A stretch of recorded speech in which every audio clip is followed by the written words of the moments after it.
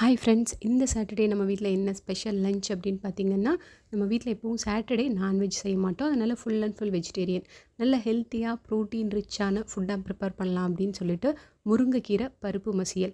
வீட்டில் இருந்த முருங்கை மரத்துலேயே அழகாக முருங்கைக்கீரை உருவி நல்லா பாசிப்பயிறு வேக வச்சு அருமையாக முருங்கைக்கீரை பருப்பு மசியல் பண்ணியாச்சு.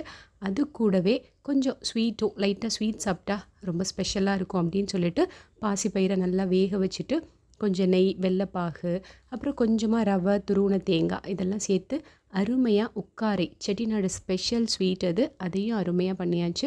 அது கூடவே ரொம்ப ரொம்ப அருமையான வாழைப்பூ வடை.